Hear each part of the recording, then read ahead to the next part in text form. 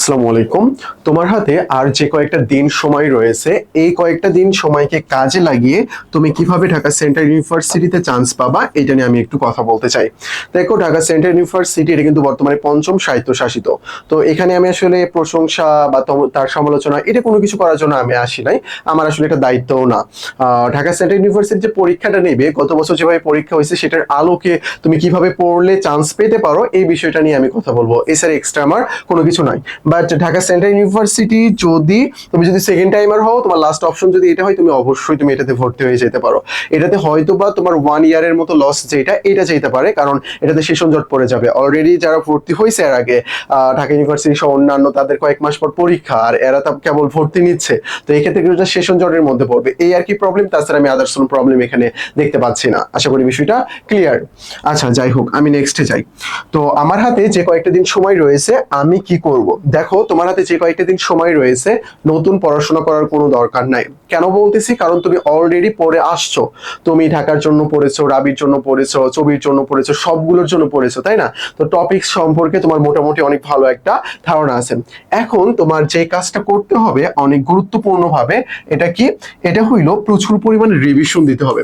প্রচুর পরিমাণের কি করতে হবে? রিভিশন দিতে হবে। এটা মোস্ট ইম্পর্টেন্ট, মোস্ট ইম্পর্টেন্ট। আমরা যদি দিনে 10 ঘন্টা পড়ি, তার মধ্যে 6 ঘন্টায় আগের পড়া রিভিশন দিতে হবে, আর 4 ঘন্টায় আমাদের নতুন পড়া পড়তে হয়। এটাই আসলে নিয়ম। তুমি যত বেশি রিভিশন দিবা, তুমি তত ভালোভাবে মনে রাখতে পারবা। পরীক্ষার হলে যে হয় না, আরে এটা কি এ আনসার হবে নাকি বি আনসার হবে, এটার মধ্যে আমরা কিন্তু দ্বিধাদ্বন্দ্বের মধ্যে পড়ে যাই। দ্বিধাদ্বন্দ্বের মধ্যে আমরা পড়ে যাই, যেটা কি আনসার হবে, এটা আমাদের অনেক ঝামেলার মধ্যে পড়ে যাই। তো ভাইয়া, অন্যান্য গুলোর মধ্যে আজকে কি আমাদেরকে টপিকস দেখাবেন না? না, টপিকস দেখাবো না, কারণ ঢাকা সেন্ট্রাল ইউনিভার্সিটির 1 ইয়ার কোশ্চেন, এইটার উপর নির্ভর করে তোমাকে কোনো কিছু বলা মানে এটা সবচেয়ে বড় একটা বোকামি হয়ে যাবে। এটা সবচেয়ে বড় একটা বোকামি হয়ে যাবে। তো তুমি এতদিন পর্যন্ত যে টপিকস গুলো পড়েছো, এগুলো কি করবা? রিভিশন দিবা। তো এই ক্ষেত্রে আমি তোমাদেরকে যে অ্যাডভাইসটা দেব, এইটা হইলো কোশ্চেন ব্যাংক পড়ার জন্য। কিসের জন্য? Question bank. ভাই, আপনি তো বললেন যে 1 ইয়ার পরীক্ষা হয়েছে, তাহলে কিসের কোশ্চেন ব্যাংক পড়বো? কোশ্চেন ব্যাংকটা হইলো বিসিএস এবং ডিউ।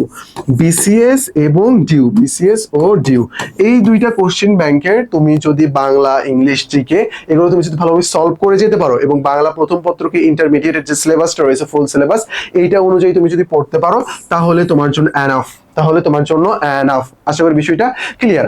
তো তোমরা যারা ঢাকা সেন্ট্রাল ইউনিভার্সিটির এটা দেখেছো, তাদের প্রসপেক্টাস অথবা সার্কুলার, যেটাই বলি না, এটা যারা দেখেছো, তারা দেখবা এখানে তারা কিন্তু মৌলিক জিকে, বা আমরা যেটাকে বিষয়ভিত্তিক জিকে বলে থাকি, এই যে বিষয়ভিত্তিক জিকের কনসেপ্টটা তারা কিন্তু তাদের প্রসপেক্টাসে উল্লেখ করেছে। উল্লেখ করেছে। কি উল্লেখ করেছে? এই যে বিষয়ভিত্তিক জিকের কথা তারা উল্লেখ করেছে। তো দেখো, গুচ্ছ গুচ্ছ এই বিষয়ভিত্তিক জিকের কথা বইলা বইলা পুরো অবস্থা খারাপ করে ফেলছে। গত যদি 2 বছরের কথা আমরা দেখি বা কোশ্চেন অ্যানালাইসিস করে দেখবো যে এগুলো সব নর্মাল জিকের মধ্যে পড়ে যায়। হ্যাঁ, দেখো, পৌরনীতি প্রথম পত্র বাদ দিয়ে দ্বিতীয় পত্রের কথা যদি বলি, এখানে তো হিস্ট্রি চলে আসে। হিস্ট্রির মধ্যে তো নর্মাল হিস্ট্রি রয়েছে, ওগুলো তো জিকের মধ্যে।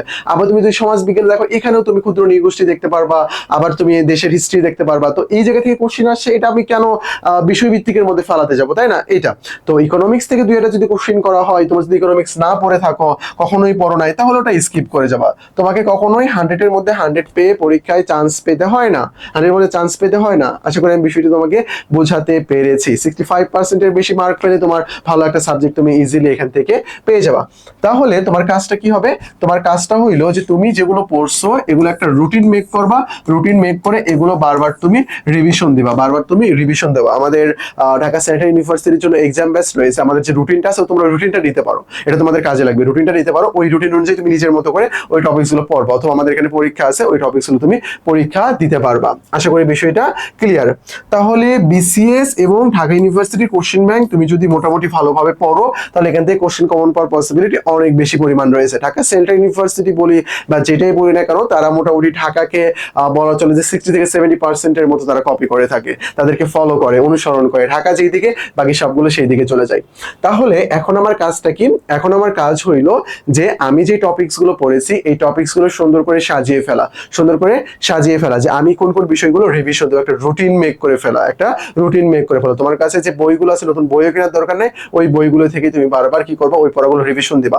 আর কোশ্চেন ব্যাংক তুমি তোমার কাছে যদি কোনো একটা কম্বাইন্ড কোশ্চেন ব্যাংক থাকে, যেখানে সব ইউনিভার্সিটির কোশ্চেন রয়েছে, তাহলে তুমি ওখান থেকে রাবি ছবির কোশ্চেন গুলো দেখতে পারো। বিগত কোশ্চেন গুলো ভালোভাবে দেখে গেলে ইনশাল্লাহ কমন পেয়ে যাবে। আর বেশি ডিপ আমার মন বলতেছে এরকম করবে না। গত বছরে যদি কোশ্চেন দেখো ওটা অনেকটা নর্মাল কোশ্চেন ছিল, তো এখান থেকে আমাদের রুটিনটা নিয়ে নিও, বুঝছো? ঢাকা সেন্ট্রাল ইউনিভার্সিটি যে আমাদের রুটিনটা রয়েছে, রুটিনটা তোমরা নিয়ে নিও। আমরা তোমাদের ইয়ে দিচ্ছি, এমসিকিউ সাজেশন, তার বাংলা, ইংলিশ, তোমাদের অক্সেন, পিডিএফ, হ্যান ত্যান সব অনেক কিছু দিচ্ছি আর কি। এটা তোমরা ওখান থেকে নিয়ে নিও আর কি। এটা ব্যাচে ভর্তি হলে তোমরা পেয়ে যাবা। আর তুমি যদি রুটিন নিতে চাও, রুটিন এমনিতে নিতে পারবা। আমি মনে করি সেই সময় রুটিন নিয়ে তুমি চাইলে এটা কভার করতে পারো। তুমি যদি চাও যে না আমি ভর্তি হবো, তাহলে ভর্তি হয়ে এটা কমপ্লিট করতে পারো। আমাদের অন্যান্য কোর্সও রয়েছে, তোমার যদি কোনো একটা কোর্সে ভর্তি হতে চাও তাহলে ওখান থেকে তুমি ডিরেক্ট ভর্তি হয়ে যেতে পারো। আমাদের বই রয়েছে, আপাতত আমি বলবো না এখন বই কেনার জন্য, তুমি নর্মালি পরীক্ষা দাও, জিক্যাল সাজেশন বইটা তোমার কাছে যদি থাকে তাহলে বইটা তুমি ভালোভাবে কভার করো। এটা রকমারিতে তুমি পেয়ে যাবা।